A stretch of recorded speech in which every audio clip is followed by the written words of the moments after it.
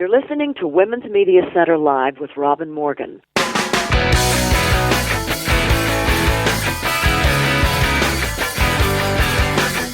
Welcome to Women's Media Center Live. I'm Robin Morgan. You noticed perhaps that we took a week off hiatus over the so-called Thanksgiving holiday. And though we're thankful for many things, the European conquest of the indigenous peoples of the Americas is not one of them.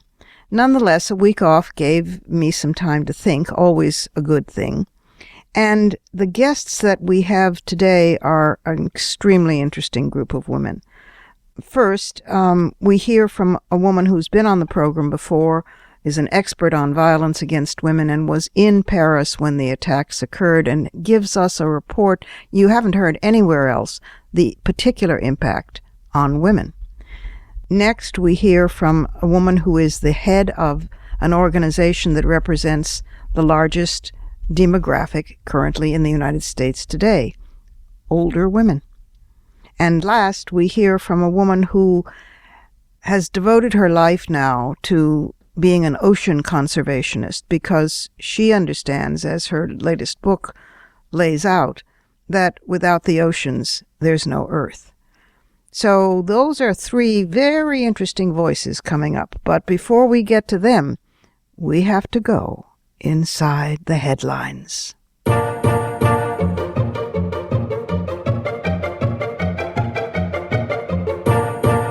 So many headlines, so little time. To start, a moment of grief and mourning. 2 days ago, we lost one of our titans, Fatma Mernissi, Arab feminist from Morocco and a world leader in global feminism, died in her sleep in Rabat, Morocco, at age 75. The author of more than 15 books, including the famous Women Behind the Veil, and many others deconstructing the Quran and the Hadiths to put the tools of knowledge and progressive arguments in the hands of Muslim women. She was also an activist on behalf of civil society, with a great sense of humor. Her answering machine, when you called her, would reply in 3 languages, French, Arabic, and English, that she was busy making revolution for women's rights, writing books, or perhaps just sitting on my terrace eating an orange. You know, it was worth calling just to hear the message. And I'll miss her greatly, but we celebrate her life. We are right now in the middle of the 16 days of activism to counter violence against women, a period ranging from November 25th to December 10th. This would be a time, if you haven't yet taken any specific act lately to counter violence against women, to do something, sending a check, perhaps however small, to one of the groups like shelters, for example, that carry this fight every day, or perhaps a check of support to the much-besieged Tower of Strength for Women's Health, Planned Parenthood. And speaking of violence against women, you know, of course, about the shooter, Robert Deere, who killed 3 people and gravely injured at least 9 others at the Planned Parenthood clinic in Colorado a few days ago. Braced as we are for terrorist attacks from, so we are warned, wild-eyed Muslims from the self-proclaimed caliphate, about which more later in this program. During this time, braced as we are, we were, what do you know, apparently unprepared for this assault by another white Christian American male, in the grand tradition of Timothy McVeigh and so many, many others. This act was directly traceable to the anti-abortion rhetoric avalanching from the hordes of Republican candidates who model hatred and who daily fill the news with viciousness. Given the unprecedentedly increasing hate speech that has escalated since a series of highly edited and taken out of context anti-abortion videos surfaced in July, well, many of us have been deeply worried that such rhetoric would lead to precisely such a tragedy as this, and so it has. And talk about violence against women? Well, it turns out that the killer's wife, who subsequently divorced him, had reported him for domestic violence, and he had been investigated by law enforcement for peeping Tomism into women's neighbors' windows, and he had once been charged with rape, and he had a whole online persona which didn't match his post-divorce, I'm just a loner living in a trailer with a big Christian cross on its side. No, his online persona sought out women in North Carolina for bondage and sadomasochistic sex. Plus, online, he also wrote, quote, AIDS, hurricanes, we are in the end times. Accept the Lord Jesus while you can now, close quote. Ted Cruz and his GOP candidate compatriots say this is merely another deranged person about whose motives we cannot be sure. Deranged, yes, but motives? The hell we can't be sure. Mr. Deere shares his derangement, otherwise known as woman hatred, with a whole lot of other men. It's called male supremacy. His act is also called terrorism. Since 1977, there have been 8 murders, 17 attempted murders, 42 bombings, 186 arsons, and thousands upon thousands upon thousands of incidents of criminal activities against abortion providers. The last provider was murdered in 2009, Dr. George Tiller assassinated in his church in Wichita, Kansas. How is this not terrorism? Not that it stops with their gun violence, because 11 states now fund anti-choice crisis pregnancy centers. Thousands of women seeking low-cost health care are ending up in these so-called crisis pregnancy centers. Did you know that nationwide there are more than 3,000 anti-choice centers?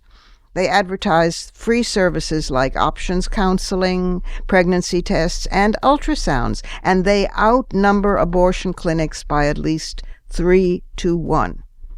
Groups like Health International and CareNet coach staff members at these centers that they fund to seem credible to abortion-minded women by scrubbing your websites and waiting rooms of all evidence of underlying evangelical goals. This is flatly immoral, and it should be illegal. It is, after all, misrepresentation in advertising. So, during this time of alarm over terrorism from abroad, taking it out on refugees, and during this special period of focusing on violence against women in the United States, our homegrown Taliban, the Christian Brotherhood, the American Caliphate evangelicals are militantly on the march right here in the good old U.S. of A. What should we do about these terrorists? How should we deal with these white Christian men? Exile them? There's a thought. We certainly don't want them coming as refugees, although they export their toxic misogyny and obsession with controlling women's bodies to the rest of the world, for example, Australia and Uganda. Or how about, for a start, finally taking their damned guns away? At least we can begin by calling them out for who they really are, from their deranged grassroots loners straight on up to their deranged Ted Cruz and his pack of liars. Deranged, yes. Terrorists, too. You bet.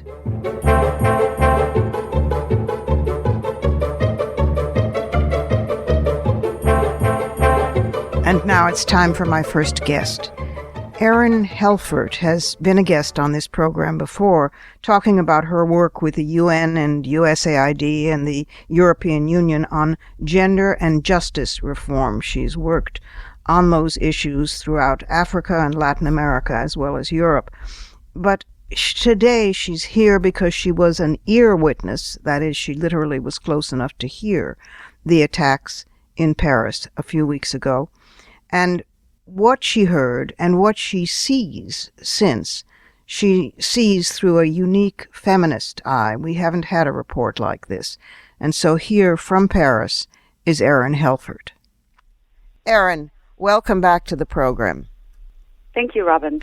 Well, of course, last time you were on, you were talking about your specialty of gender and justice reform and your experiences in Morocco and the court case and so forth. But you're now in Paris, and you were an ear witness, because you were that close, to the horrific attacks by Daesh. I use the Arabic word because it's also pejorative, and it doesn't dignify with a phrase Islamic State.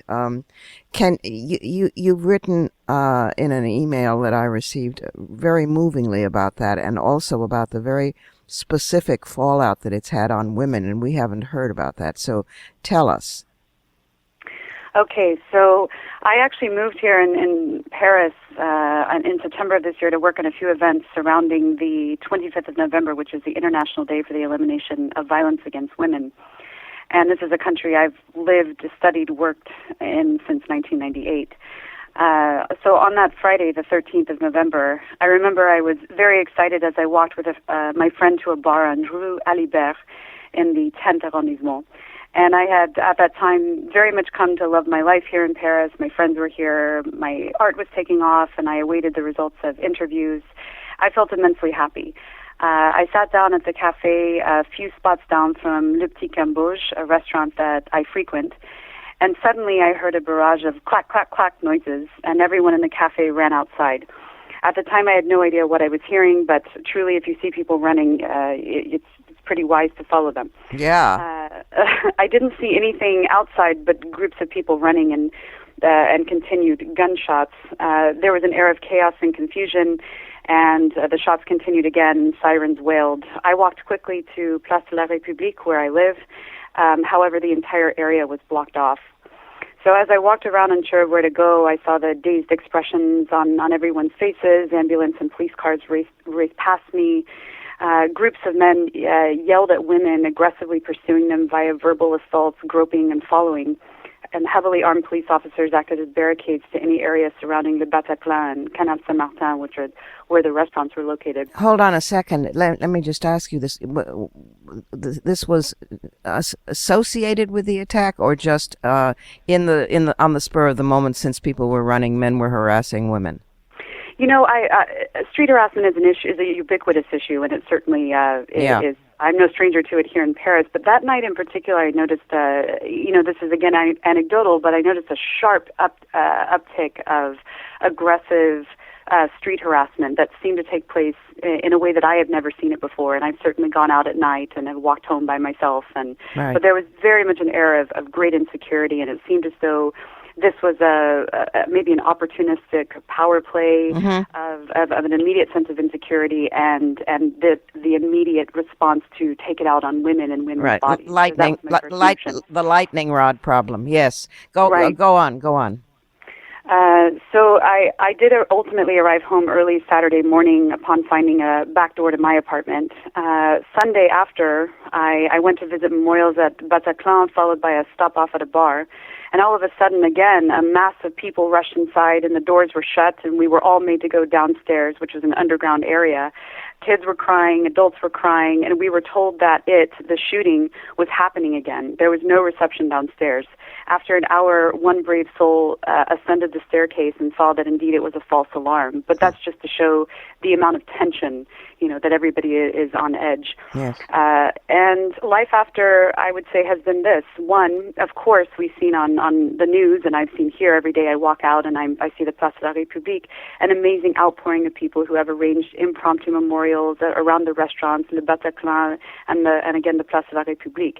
It's a somber reminder of my being a part of this society and that we have all survived something horrific. Yeah. I know that you as a New Yorker absolutely understand that sense. Yes.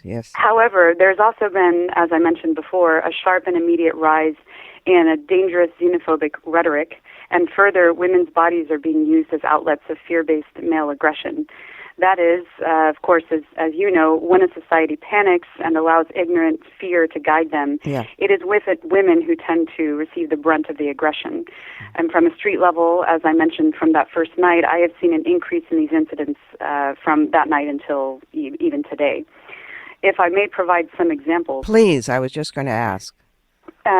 So the first, and I know that you will weep with me a bit. My Syrian, I have several Syrian female friends that are here. Many of them receive scholarships to study here to escape the very people who influence these attacks. Exactly. And the first text that I received on Saturday, aside from people in the U.S. making sure it was okay, were from my Syrian female friends who were writing to me to apologize. Oh, God.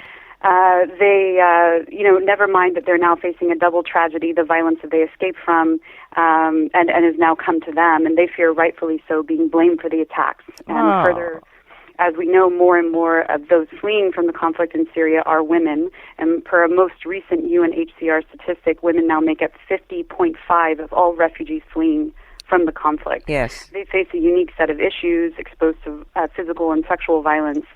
And when I asked them how they have been facing it, they told me that they've received.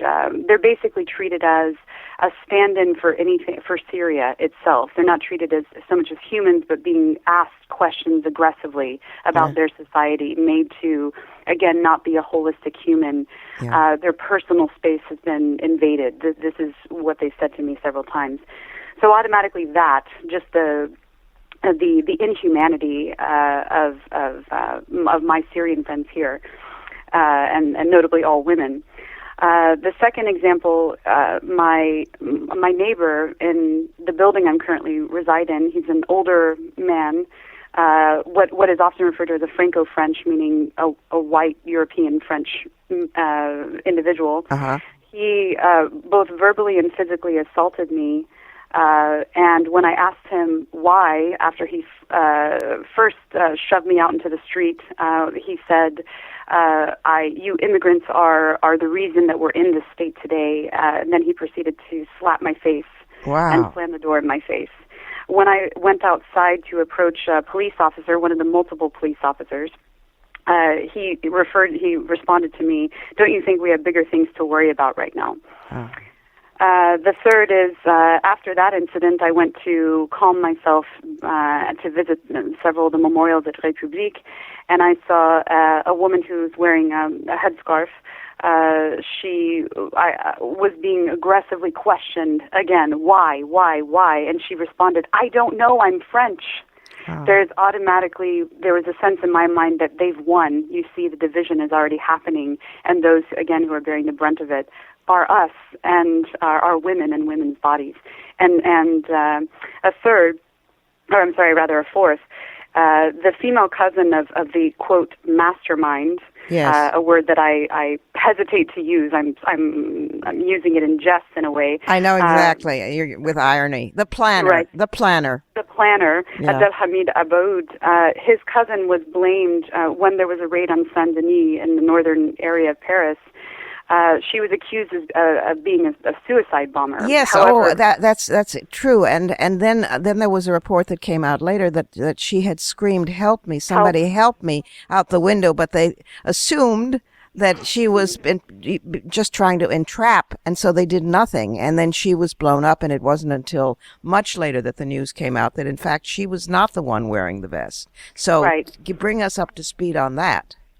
Right. Well, that's as much up-to-date news as I have on the issue as well. But yet again, here's another woman being caught up in, a violence that she's neither perpetrating nor condoning, and I would say that she very much was an innocent victim of this context. Again, also there's uniformed men patrolling the street with semi-automatic weapons. Every time I go to my local grocery store, even today, I have to go through a thorough security check, and it's all performed by men, again with weapons, which is very jarring. This is not providing us a sense of security. As a result of Friday's attacks, events surrounding the 25th of November, again, which is the International Day for the Elimination of Violence Against Women, and any events surrounding the upcoming climate summit have been canceled. And I find this incredibly unfortunate that a, quote, women's issue or women's issues have been relegated as unimportant when more than ever women will again be the first to suffer in this state of insecurity. Yes, indeed. Wow, this is an amazing report. We have not had a report with a through a feminist eye, or at least certainly I haven't heard one. Excuse me. And as I'm sure you know, the xenophobia rising in the United States, the bigotry, the Donald Trump, call for immigrants to wear, in effect, yellow yellow stars. It wouldn't be stars, it would be a yellow crescent, I suppose, this time around. And fortunately, the pushback to that, the general horror and the reaction to him, even he has, paced back a couple of steps, but only a couple of steps. And it's the height of irony, or the depth of it, that women, I mean, my God, Daesh enslaves women as well. That women, the most powerless group of any group, should be blamed for this. And the irony also that you are, as an immigrant, quote, the attack by your neighbor, you're not even an Arab, you're not even from Syria, you're an American, and yet you're still, even you just being female and being from someplace else, you're other, is enough for him to attack. Sure. Well, thank you for this, and for reporting it with such a clear eye. And we'll have to hold on and continue changing it, because women are, in fact, at the heart of this, and the manhood ethos, the violent definition of manhood that underlies everything that terrorism is and does in all forms, is at the heart of it, and that's what we're working on. And you are an incredibly productive and important worker in that cause. So thank you, Erin, for everything you're doing. Thank you. And I wanted to make a note. I am returning to New York in December, but overall, I leave behind the solidarity that I feel among this society as we all are walking around right now in a brain fog of malaise. Yes. And if there's any more time, I would like to leave or conclude with a quote from Paris Mayor Anne Hidalgo, yes, who spoke last Tuesday before a joint meeting of French mayors. I will be very succinct, but she stated, "Our enemies, we do not fear them any more than we respect them, but we must fear the feelings that they might inspire in us, the feeling of fear that distorts, the anger that disfigures, and the doubt that divides." Ah, beautiful and true, and a great mayor of Paris. Thank you again. Merci beaucoup, Erin. De rien. We have to take a break here at Women's Media Center Live. I'm Robin Morgan, but I'll return in just a minute with a guest who is the head of an organization that represents the single largest, fastest growing demographic in the United States today, older women. So stay tuned.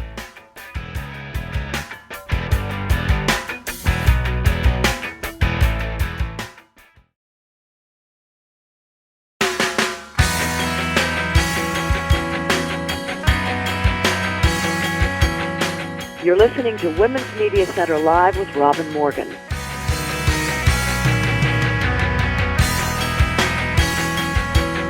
Welcome back. My next guest is Margaret Huyck, who is Professor Emeritus from the College of Psychology at Illinois Institute of Technology, the author of several books about aging, and the current head of OWL, which is the national organization, OWL, for women age 40 and older. Here is Margaret Huyck. Margaret Huyck, Margaret, if I may call you, welcome to the program. Thank you. I'm so glad to be here. You've been a gerontologist for more than 40 years, and as you say, you've been growing into your discipline.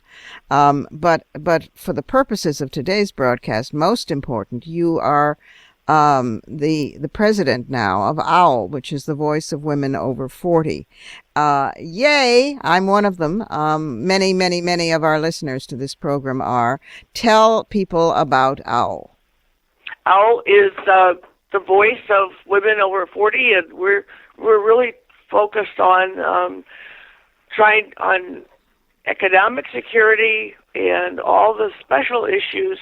The OWL's eye view is, if you look at a policy or a proposed policy or a practice, then you say, does this have a differential impact on women over 40? And if it does, especially if a negative impact, then that's an issue for OWL. Well, it because OWL is the demographic, the constituency of OWL then, which used to be called Older Women's Liberation, and look at it now, a national organization. But the demographic is addressing people who are affected by both sexism and ageism, and it's a double whammy, isn't it? Yes, it is. Because older... When I first signed up way back 35 years ago, I thought, well, by now, we wouldn't really have to have OWL. Yeah. Because we would recognize that we would, of course, recognize the issues, and we wouldn't have to have OWL. But we still do. We still do, yes, we do. And as I recall, when OWL was founded by Tish Summers and Laurie Shields back in 1980, that was the first time it hit the national consciousness because of OWL, that, that older women were disproportionately poor, disproportionately homeless, in terms of their population. And yet, this was a statistic that to this day gladdens my heart, of the estimated 78 million women over 40 in this country alone, that is a demographic that is the strongest single voting bloc in almost every election. And so I always have this fantasy of our actually using that, don't you? Yes.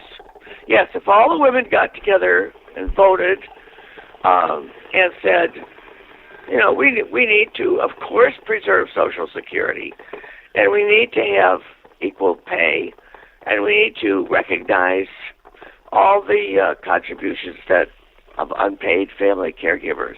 Mm-hmm. Oh, that's a huge one, because women are, of course, the major caregivers in every area, for the sick, for the young, for the aged, for the ill, for the dying. It just goes on. And that is, of course, unsalaried work and not in the labor market, so it's invisible. It's part of women's invisible labor, and it doesn't stop when women age. No, it doesn't. How do people get in touch with OWL or join OWL? By going on the website, and which is www.owl-national.org. owl-national.org. Right. And right. they can join. And how does it function, Margaret? Are there local chapters? How does it work?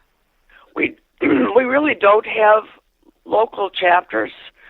It was founded, we had local chapters, but basically what you're doing is supporting our place at the table.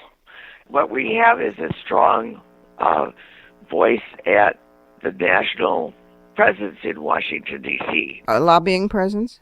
It's an informational. OWL is known and respected because we're bipartisan. Mm-hmm. And we try to work for solutions and not just identify the problem. Right. Who do you find among Congress people, who do you find sympathetic and who do you find unsympathetic that we should pressure? Well, the unsympathetic ones are the people who want to privatize Social Security, which is not a good idea, and privatize Medicare. Mm-hmm. Tell me also, not specifically about OWL, but about your own area of expertise as a gerontologist. What would you consider you've published 2 books about aging, Growing Older, What You Need to Know About Aging, and The Psychology of Adult Development in Aging. I know this is a terrible thing to say to an author who wrote 2 books on the subject, but what do I need to know about aging that I probably don't know, if you had to say it in a few words? Well, I think one of the things that I didn't pay enough attention to in my first book was really late life. Because one of my former students, who is now one of my colleagues, pointed out that I didn't really go beyond 70. And there's a whole lot of life beyond 70. Right. And that whole issue about how you deal with really late life. Mm-hmm. And life expectancy is growing, isn't it? Life expectancy is really long. And I hadn't thought about that when I was writing those. But the fact is that I'm now 76, mm-hmm. and lots of my friends are in their 80s and their 90s, And so planning for long life is quite different than planning for the third age. Right. I talked a lot about the third age, and I knew about that. Somebody told me once that there are now the phraseology in gerontology is young, old, yes, old, and then old. Old, but I didn't really think about old. I see. And what old is 75 on or something? Well, supposedly, but it's now 85 on. 85 on. Wow, way to go. Okay. Oh yes, and that, like, okay, how are you going to maintain some as much independence as you can? Right. How do you plan to be dependent? Right. Interesting area, particularly since I think old women are the largest growing demographic in the United States. In the United States. So we've got to unite and make that political power felt. Again, listeners, the website is OWL, OWL dash, a little hyphen, owl-national.org. Thank you, Margaret, and good luck with everything that you and OWL are doing. Thank you so much, and thank you for all your wonderful work over the years. And now it's time for some verbal karate.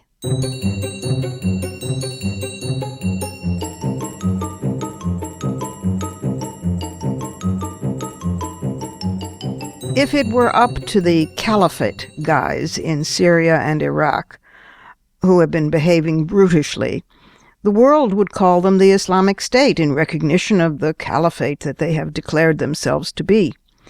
But Muslims and other folks who are savvy about the region have been asking that we do not legitimize their status by calling them the Islamic State, or any of the acronyms that include the word state, like ISIS, Islamic State in Syria, or ISIL, Islamic State in the Levant. The British and U.S. governments are among those who do use the acronym ISIL, but many people are still, of course, using the name ISIS, which drives me especially crazy because it demeans the great Egyptian goddess.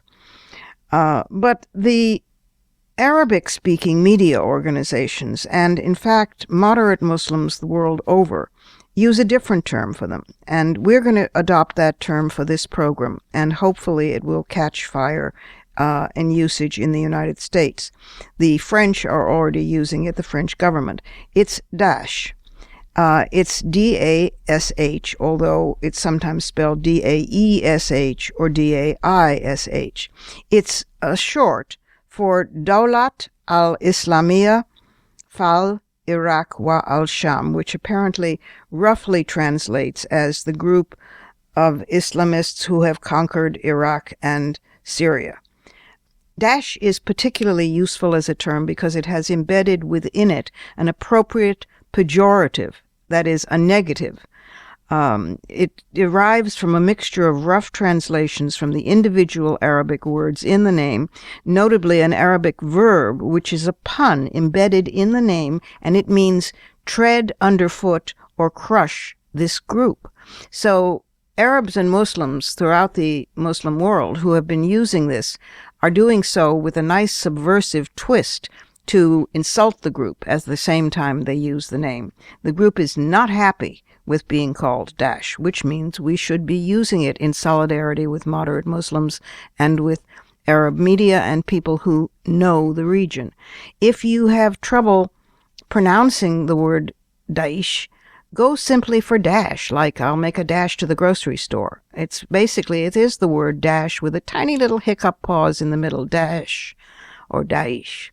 But tell your friends and tell them why, so that we can put this into usage in a way that is pleasantly subversive and gives some energy to fighting this extremely unpleasant phenomenon, because you have to make a mad dash to it, but there's a lot in a name.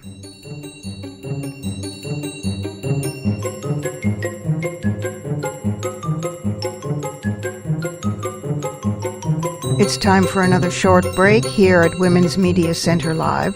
I'm Robin Morgan, who will be right back with a woman who survived a near-death experience in the ocean, and she survived to defend the ocean against its near-death experience in this age of climate change. So don't go away.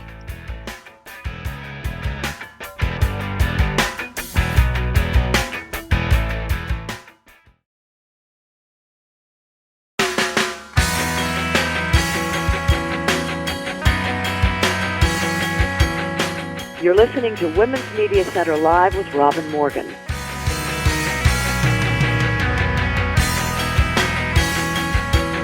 And we're back again. Fittingly, given the fact that this past week saw the global summit on climate change taking place in Paris, fittingly, my next guest, Liz Cunningham, is an ocean conservationist.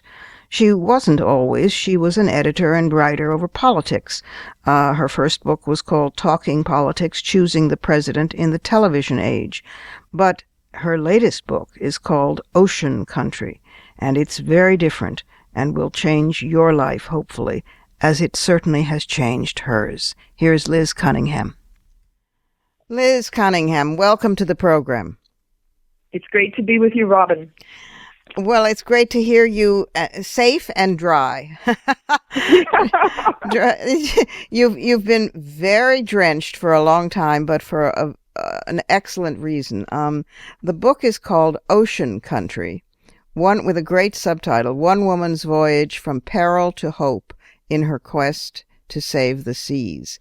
And it is a really interesting and very different book. It's part memoir. It's about ocean conservation. It's about stories of people who are doing things to save the oceans around the world. It's very sobering in terms of what's happening to the ocean. You went to 4 key regions of the world. Correct me if I'm wrong. Caribbean, yes. California, Indonesian, the area around Indonesia, and the Mediterranean.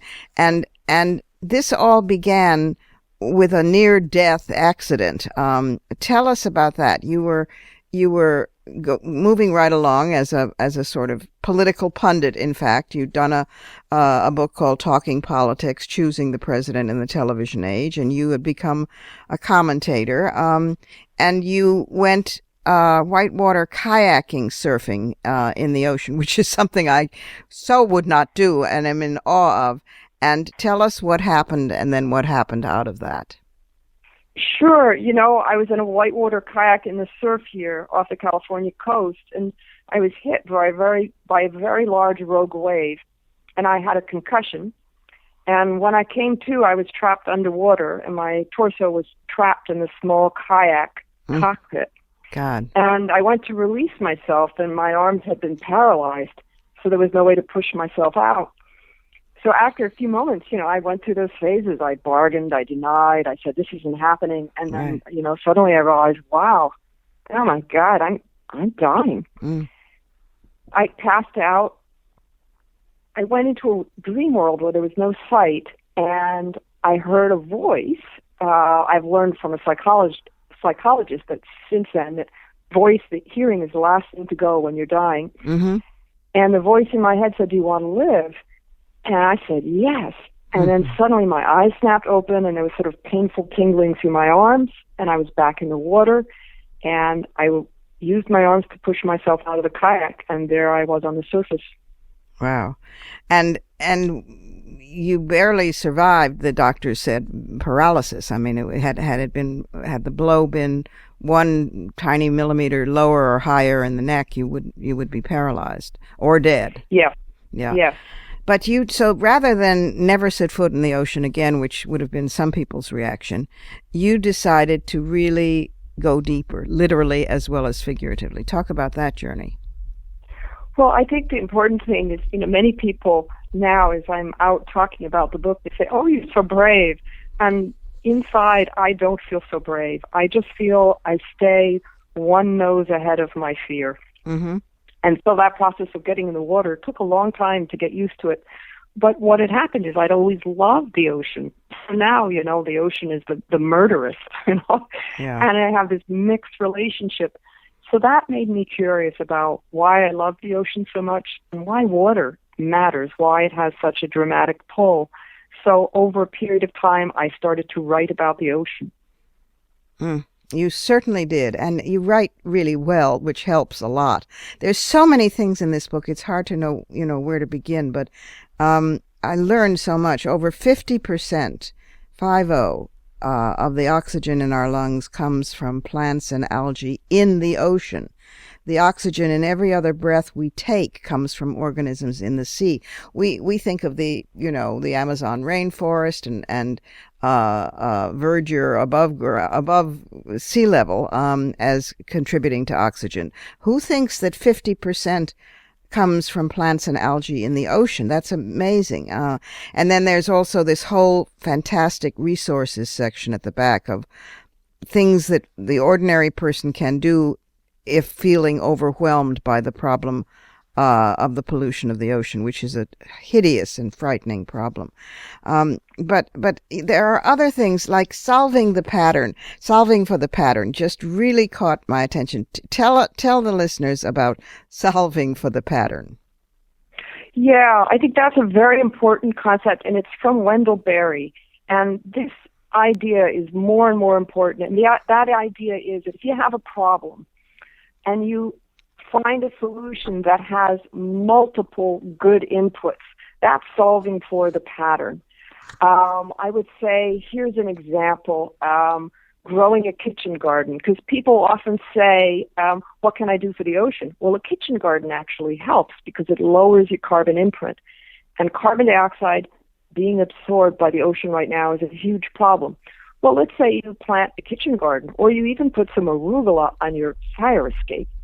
Well, you're eating more local in a small quantity. Mm-hmm. You're actually probably eating better food that's making you healthier. You also might feel more connected to the earth and to your environment. So there are multiple positive inputs. And right now, we feel tremendously overwhelmed by all of the problems. Anybody who's well-informed would. Yeah. But solving the pattern is almost the opposite of overwhelmed. It is when you make one solution, many solutions come out of it. And those are the types of solutions we need now that have those multiple positive impacts. Well, you've had a positive impact on me, I can tell you, because I was proud of myself for always cutting apart. I'd heard the dolphins get trapped in them. I was cutting apart those rubber netting things that come on soda cans or beer cans or something like that. I would cut them dutifully apart so no fish people would get trapped in them. And I learned from your book that, of course, the problem is that fish eat the plastic. Yes. And it gets into the food chain that way. So now I will never buy them at all again. I will not buy cans that are, in that webbing. I'll buy other bottles, but I will not buy cans. So it's a very small thing, but it's you've had, and I've been trying to eat sustainable seafood for some time.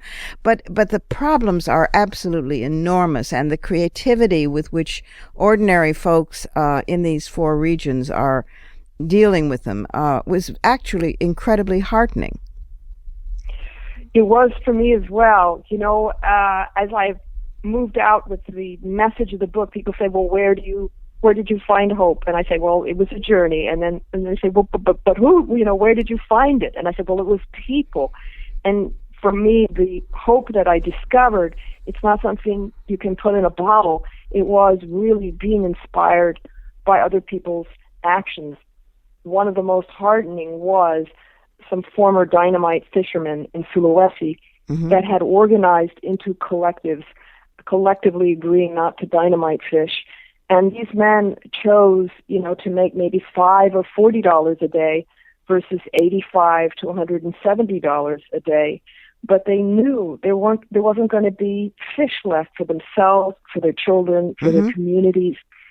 And the dignity with which the men that I met made this choice bowled me over because they were doing so much with so little. Yeah. And it kind of stripped me down to the bones of my soul, because I felt I'm here with camera, computer. I have all these resources. I have so many more options. And in that area that they chose to organize, there was a 75% reduction in dynamite fishing and more fish. Mm. Mm. Yeah, it made a difference. And Indonesia has now, because of pressure, political pressure, banned the hunting of manta rays. So it's now the largest manta ray sanctuary in the world.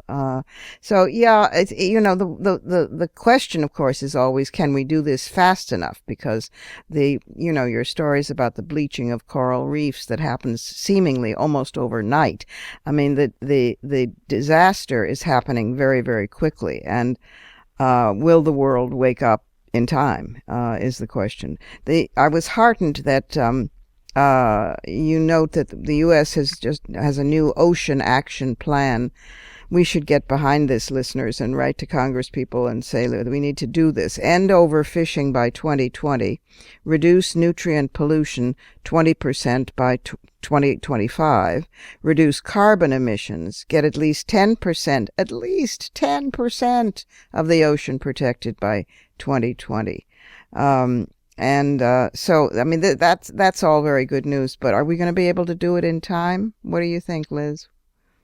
Well, I think that's what took me to my great Uncle Court's idea of the passion for rescue. He was the founder of Outward Bound, and when he was very old on his last trip to the United States, he actually went to Watts after the riots and went to the Urban League in New York City, and he was very interested in civil rights and rights for women.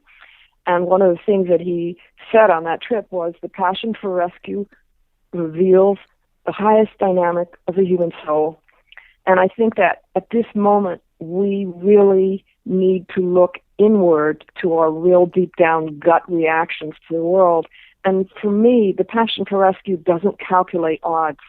Right. So it's really about doing what you do. You jump in front of a truck for a child. So let's try at least halfway jumping out onto the crosswalk for the world. Well, it has to be done anyway. I mean, and if it fails, I still want to go trying, but I think it won't fail if enough of us get on board fast enough and realize that this is the blue planet. This is not the green Earth. This is the blue, because so much, most of this planet is in fact water. They get so excited when they discover water on Enceladus, or even the possibility of liquid water on Mars. Well, we have it here.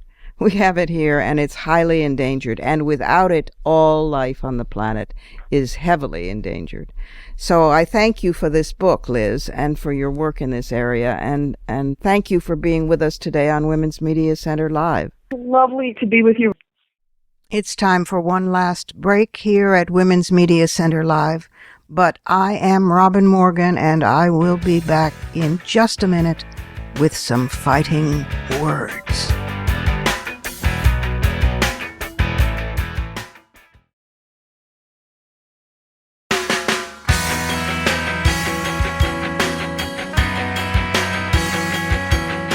You're listening to Women's Media Center Live with Robin Morgan.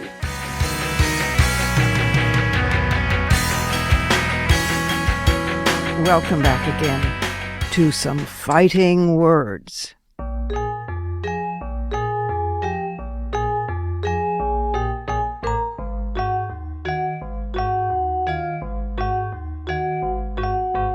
News has just come that yet another white Christian male spouting his theology shot up a group of Black Lives Matter activists who were peacefully demonstrating.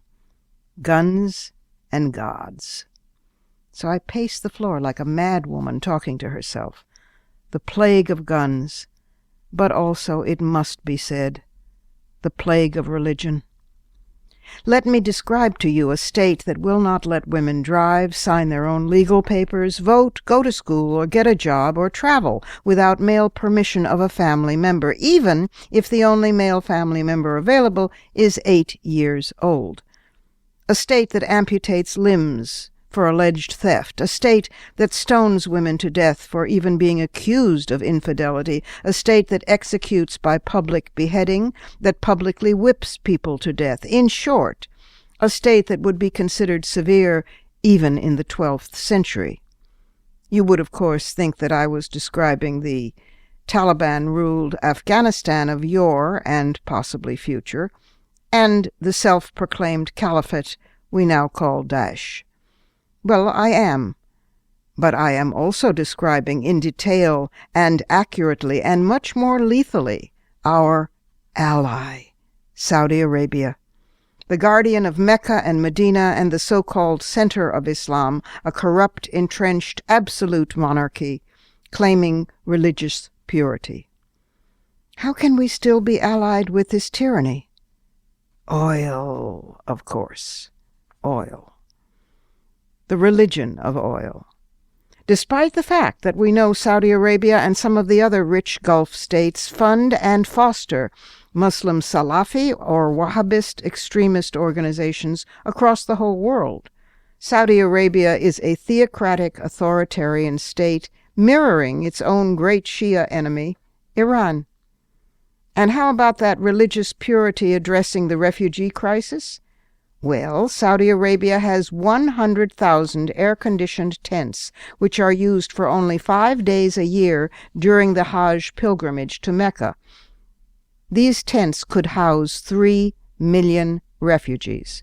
While refugees, more than 50% women and children, from the Middle East, frantically risk death by sea and land to spread across Europe and anywhere else they can find to locate safety and relative peace, a place to merely survive. Most of these new refugees are Muslims. They are fleeing Syria and Iraq and Afghanistan, fleeing fundamentalist Islam, fleeing a fractured Middle East which has seen the rise of Daesh, which has been in turn funded in no small part by the Saudis. Religious purity. We have to call religion for what it is. Religion, organized religion, is evidence of an immature species. Let me be clear. Despite its apologists, Islam, like Christianity and Judaism and Hinduism and the rest, despite their apologists, are not peaceful religions. They are the problem. Let's not waffle anymore. Christianity gave us the Inquisitions and the Crusades, among other goodies. Exodus and Leviticus and most of the rest of the Hebrew Old Testament are filled with injunctions that you should crush the skulls of your enemies' infants by flinging the children against the city gates. So I can respect Muslims without respecting Islam.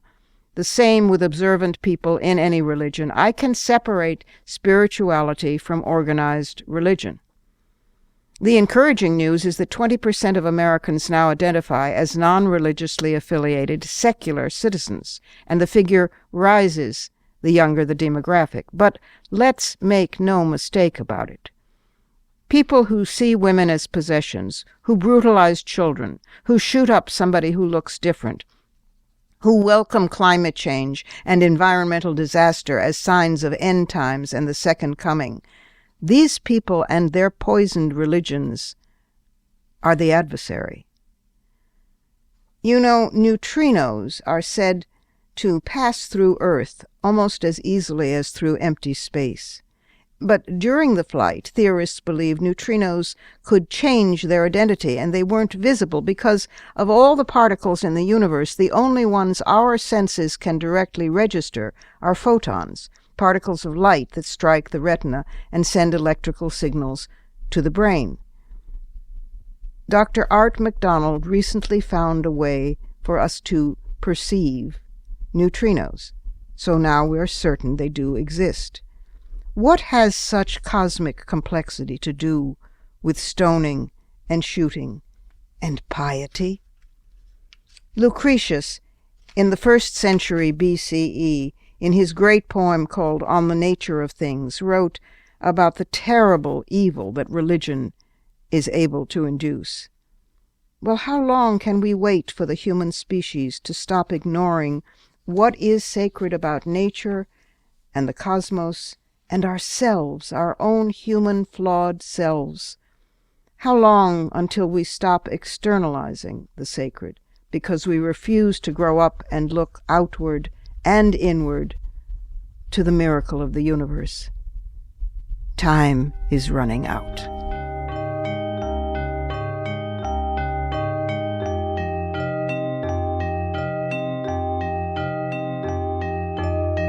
And that's it for today.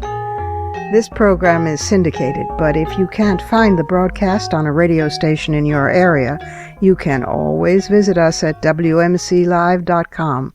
There you can find the show, plus the archive of all our previous episodes. And we're at iTunes worldwide. There you can stream, download, and subscribe to the show's podcast. Also, be sure to find WMC Live on Facebook and Twitter.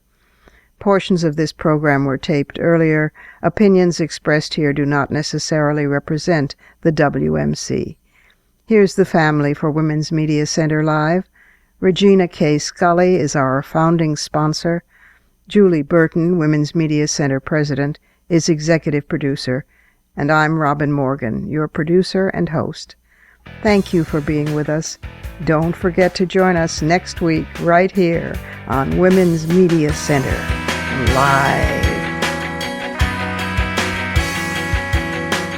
For the smartest talk about news, politics, sex, books, religion, race, and more, tune your radio to Women's Media Center Live with Robin Morgan. Audacious, witty, provocative, informative, and fun. It's Women's Media Center Live with Robin Morgan on WMCLive.com. Talk radio with a brain.